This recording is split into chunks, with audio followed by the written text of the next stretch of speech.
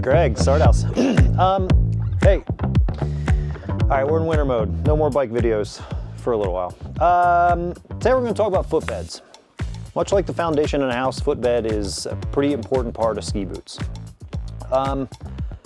They are so important, in fact, that boot manufacturers oftentimes put in something that's as cost-effective as possible because they know that 99 times out of 100, we're just going to throw the footbed away unless it's a good enough shape to maybe use it as a tracing template for the footbed that's eventually going to go into the boot. The reason the companies don't put that nice of a footbed in these boots is because they have no idea what your foot's going to look like. So a company that we buy some tools and stuff from, they have these model feet. That's actually a pretty good representation of what we see in here. We got super flat, we got kind of a mid arch, we got kind of a super high arch in here, and then it runs the gamut, right? Like some people have a lot of variance in arches. Maybe one's really long, one's really high, the other one's not so high. In a ski boot, we need to do something with all these bones in your foot. And what we mostly need to do in a ski boot is we need to stabilize the heel so the heel can't rock and roll. In a perfect world, this heel is held so that ankle joint is at neutral and the heel cord is straight up and down. And then we need to provide a little arch support back here in the back part of the arch, which is where most of the action happens, to keep the foot from collapsing and pronating and taking that ankle joint and taking it away from neutral. And once you do that, it kind of throws off the rest of your alignment between your ankle joint, your knee, your hip, your shoulder. Everything kind of falls apart from there. So, okay, here we have a footbed, if you want to call it that, out of a Lang race boot that retails for $1,100. And I'm here to tell you that there's a reason that they put 12 cents into this footbed, because they know that no one that goes into that boot is going to use it. Again, it's a template, although we wouldn't use this because this really doesn't look much like a human foot, but it's almost thought of as a tracing template for what's going to live inside the boot. Now, in reality, once we get in and do the grinds and or punches to that boot to actually make most feet fit in there, this will be a little wider up here in the forefoot, and that's something that we do in the fit and finish towards the end of it. But the point that I want to make from this footbed out of a plus $1,000 ski boot looks much like, I mean, this is a beauty. This is out of a Nordica. This is probably out of a $700 ski boot, Nordica. This is out of a Lang Shadow. These look okay, but trust me, there's just not arch support in there. They just pre-form a little shape into there. Atomic probably does the best from the top view of this looking like it means something, but trust me, unless you weigh 4 pounds or less, this is not going to support your arch. So, and there's all these stock footbeds are just, again, they're just in there as a tracing template, or if you're going to stick your feet inside of a boot without some other footbed in there, they just want to take up some vertical space, which is really something that you don't want to do, because unless you're properly supported in the boot, you're not going to get an idea how the boot actually fits. I've always been surprised when I've tried stuff on with this versus a trim to fit or a drop-in footbed. It totally changes how the boot fits and feels, and 99 times out of 100, if this fits your arch properly, the ski boot is going to fit better, your foot's going to be locked in there better, and it's going to be more comfortable. There are a lot of aftermarket footbed companies out there, and you can do a lot of good with these guys. They're really cost effective. They call them trim to fits universally in the industry, and they call that because they have a couple different sizes that you can trim to. We tend to not sell the footbed by the boot or shoe size. We tend to sell the footbed by how it fits the arch. So if you're shopping for these for yourself, which if you're not near a ski shop, I would encourage you to do, you want to find something that best fits the arch of your foot.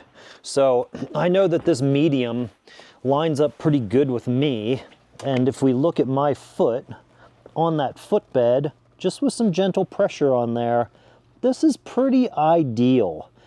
I can feel, for one, my heel is fully filling the cup. and I can see and feel that I've got some contact underneath my arch. Now, as good as that is, there is a next level in this. Of course, there's always a next level. And that is the custom footbed, of which we offer many.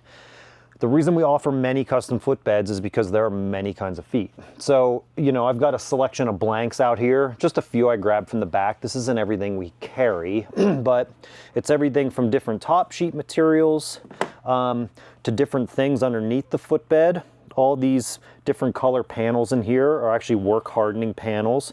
And we actually, these are our beds that we have made for us to our specification, because each of these fits a different foot and serves a different purpose.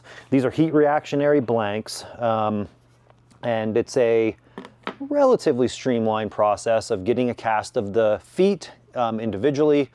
These guys take heat, and once heated, they can form into the cast that we make for your foot. And then of course they get cut and ground and finished so they actually fit inside the ski boot, which is important and is kind of where the arts and crafts part of this come in. If you want to see any footbed construction, we've got a video for that. Check out over in here in this link, and you can see kind of the way we cut and grind these and ensure that they're going to fit inside the boot and not cause you problems. Sometimes a really well-made footbed that doesn't fit inside a boot properly can lead to some other problems that you kind of weren't expecting. So when they're done, after they take heat, of course, they look a little more like you'd expect a foot to look. And it just really depends on the height of your arch on how they look. We also, since it's a custom footbed, we have the option of doing custom stuff to the bed. All these different colors of foam down here are actually different durometers of foam. So we can, depending on what we're trying to do with support underneath the foot, we can choose these different durometers of foam to give the end result that we're looking for. Stabilizing the foot inside a ski boot does a couple things, and I probably should have started with this.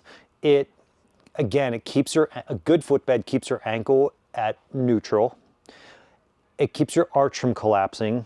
If your toes hit the end of your ski boot, if your toes are banging into the end of your boot, and you've got something like this in your boot, your arch is not supported, and when your arch collapses, your toes are going to grow out. Usually about a half size is pretty average of what we see. So this can oftentimes, getting some sort of footbed in there can oftentimes buy yourself some toe room right off the bat. You don't even have to go to a ski shop to do it. One of the reasons that we talk about footbed stuff is this is my foot rested on a Brannock with no weight on it. So I'm coming up at just shy of the 26.0, and that's a Mondo measurement. So once I just stand up and weight my foot, you'll see that my foot grows about a half size when I stand up and weight it. And now I'm sitting back down, and my arch is returned back to its natural unweighted shape. This is something that if I do 4 boot fits a day, I see this 4 times a day. This is just one of the reasons that you want to be thinking about some sort of arch support inside of a ski boot. Not only will it keep the toes off the front of your boot, but it's also going to keep your ankle joint, your knee joint, and your hip joint more in alignment. And if you watch any good skier in a video, you're going to see this thing that we call stacked in the industry, which is they're in a turn and their ski boot to their knee and their hip is, you can just draw a line up through it. And that all happens from foundational support underneath the foot. So when you come to Start House for a boot fit, it's one of the things that any boot fitter is going to discuss with you, and it's going to depend on your arch's flexibility as well as a few other things on what we're going to offer to you as to what's going to best suit your arch and inside that ski boot. And there's a lot of variables in there I won't bore you with today, but if you come in here, you'll kind of get the whole rundown. So that's what we got for footbeds.